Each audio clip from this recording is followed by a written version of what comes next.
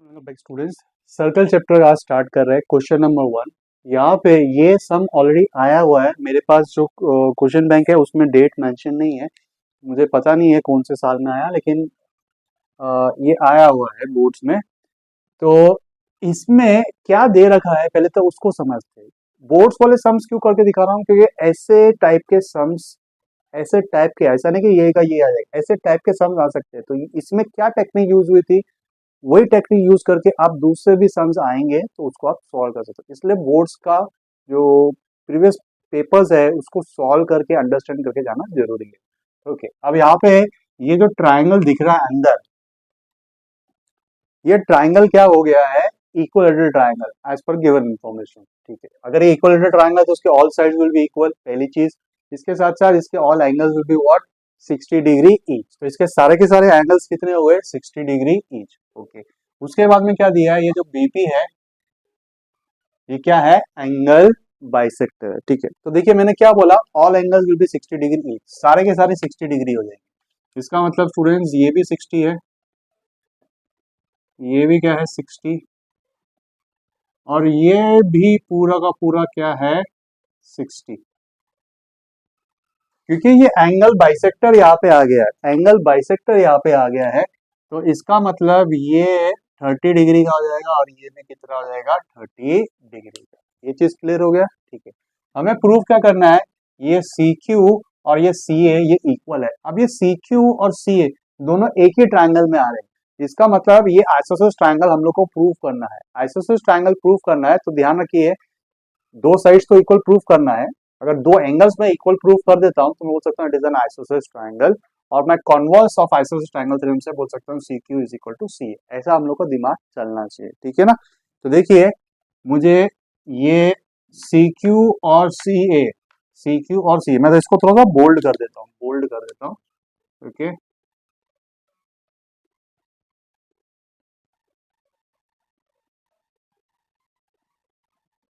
और ये वाला, ये दोनों साइड स्टूडेंट मुझे इक्वल प्रूव करना है। इसका मतलब इस साइड के सामने ये वाला एंगल, इस साइड के सामने ये वाला एंगल, मुझे ये एंगल्स क्या प्रूफ करने पड़ेंगे, इक्वल प्रूफ करने। ठीक है, अब इस सम को स्टार्ट करते हैं प्रूफ। ओके, अगर यहाँ पे हम देखेंगे स्टूडेंट्स, तो ये जो एंगल बन रहा है, ये जो एंगल बन रहा है, इस एंगल का मेजरमेंट और इस एंगल का मेजरमेंट क्या हो जाएगा, सेम। क्यों सेम होएगा, क्योंकि देखिए इस एंगल के सामने ये वाला जो एंगल बन रहा है, इसके सामने ये वाला इंटरसेप्ट आर्क हो गया, इस एंगल के सामने भी ये वाला इंटरसेप्ट आर्क है। इसका मतलब ये एंगल कितना हो जाएगा, 30 डिग्री का। रीजन क्या आएगा, angle inscribed in same arc. ठीक है, पहले तो एक काम करता हूँ, वो जो 60 डिग्री वो सब है ना वो अपन लिख देते हैं। Will write triangle BAC is equilateral triangle, therefore angle B, angle A, angle C is equal to 60 degree। Reason आएगा एंगल ऑफ इक्विलैटरल ट्राइंगल। हो गया। ओके, उसके बाद में हम लोग लिखेंगे BP, ray BP is angle bisector of angle, angle कौन सा एंगल का, angle CBA, of angle CBA। therefore angle CBP is equal to angle ABP is equal to 30 degree. Half of वैसा भी करके दिखा सकते हैं, half of angle B and that is equal to 30 degree. ठीक है ना, मैंने यहाँ पे वो 60 डिग्री वाला स्टेप उड़ा दिया। ठीक है ना, क्योंकि ये 60 डिग्री हो जाएगा, उसका हाफ करेंगे तो ये कितना आ जाएगा 30 डिग्री। मैं यहाँ पे मेंशन कर देता हूँ कि ये एंगल कितना है 60 डिग्री, तो इसका जब हाफ करेंगे स्टूडेंट्स तो हम लोग को आ जाता है 30 डिग्री। हो गया, 30 डिग्री मिल गया। ठीक है, अब जो मैं आपको बता रहा था वो मैं आपको यहाँ पे एक बार रीड्रॉ कर देता हूँ। कैसे रीड्रॉ करूंगा, मैं यहाँ पे आपको करके दिखाता हूँ। ताकि ये डायग्राम को आप फोकस कर पाए। मुझे एक ऐसा एंगल मिल रहा है, यहाँ पे सी है, यहाँ पे बी है और यहाँ पे पी है, और एक एंगल ऐसा मिल रहा है स्टूडेंट्स, यहाँ पे सी है, यहाँ पे ए है, यहाँ पे पी है। ठीक है ना। अब देखिए इसका मेजरमेंट हमें 30 डिग्री मिल गया, अभी भी मिला सी बी पी, ये एंगल कितना मिला 30 डिग्री का। अब ये एंगल का भी मेजरमेंट कितना हो जाएगा 30 डिग्री का। इसका रीजन क्या होता है कि angle inscribe in same arc, इसके पीछे जो आर्क है वो दोनों के पीछे जो आर्क है वो क्या है, सेम आर्क है। कौन सी आर्क, ये वाला, ऐसा पूरा सर्कल जा रहा है ना।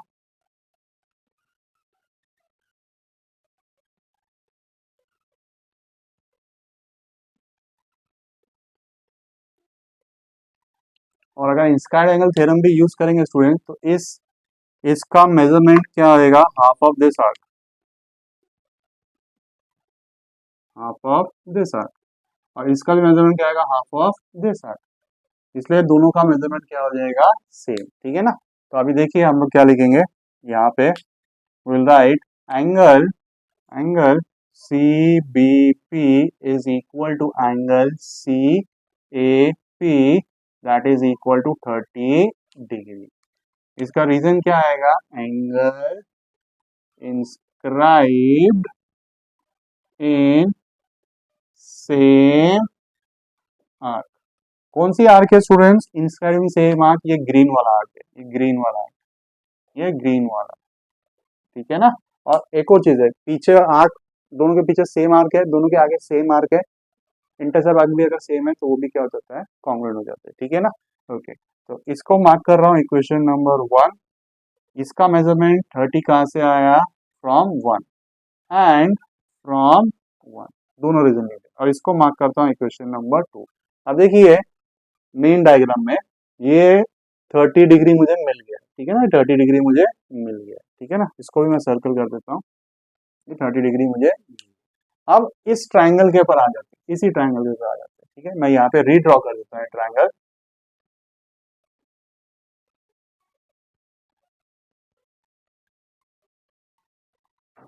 यहाँ पे सी है, यहाँ पे ए है, यहाँ पे क्यू है। ठीक है, और ये ऐसा ऊपर जा रहा है, ऊपर जाएगा तो ये ऊपर जाके क्या आ जाता है, यहाँ पे डी आ जाता है। ठीक है ना।